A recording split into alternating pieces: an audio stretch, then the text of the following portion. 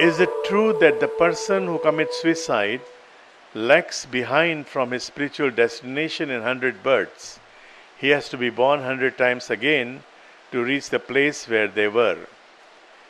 Not necessarily, but let us see why I would like to commit suicide. Because I think that once I don't have this body, all my problems are solved. What does this imply? That my outlook towards life is totally materialistic. I identify myself with this body, and I think if the body is no more there, my problems are solved. But they don't get solved. They are not solved. And so,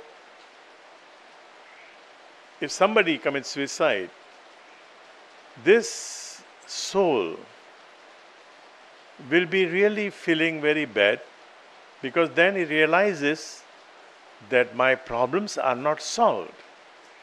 And if I had a body, I could still find some solution.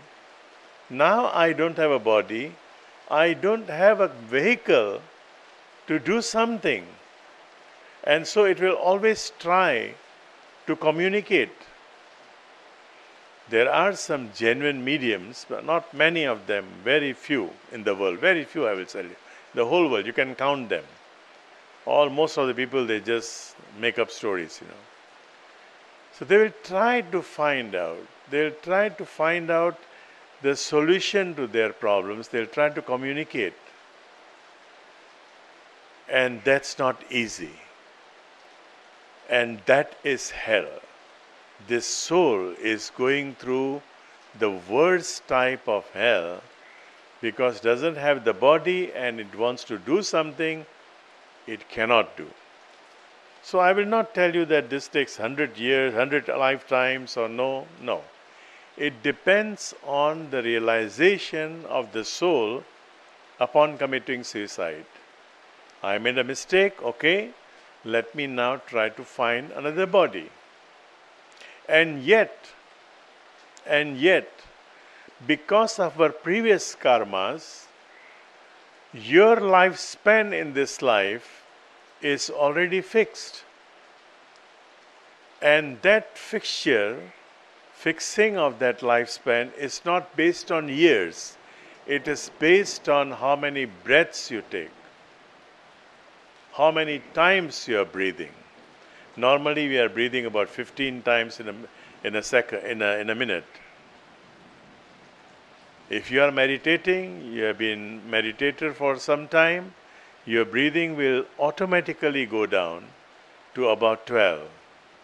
If you can, not during meditation you can bring it down to 4, 3, 4, very easy. But natural breathing, having meditated for quite some time, your natural breathing can come down to 9. And when your natural breathing comes down to 9, you can think very clearly. You can decide things. You can make proper decisions. Why? The difference between us and chimps is less than 1%. The anatomy of a chimp's brain and human brain, the difference is less than 1%. We can build all these things the chimps cannot because they are breathing more than 36 cycles, 36 times every minute. And when they are moving, the breathing goes up. When we are moving, the breathing goes up also. When you are angry, that's why we cannot make good decisions when we are angry, because when we are angry, our breathing goes up to 35, 36. We are breathing like chimps, like monkeys. So if you want to make good decision, your breathing should be lower than 15.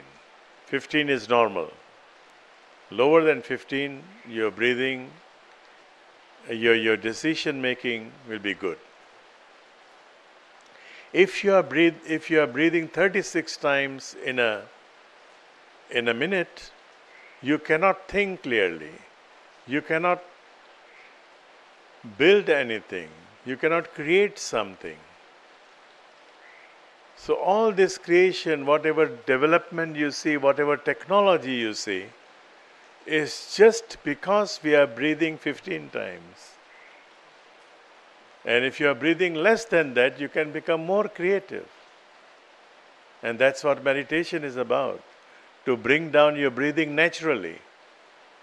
When we are meditating, comes down to 4, 5, and then by and by, your breathing will be less than that, and then you can see things clearly. You don't have to commit suicide.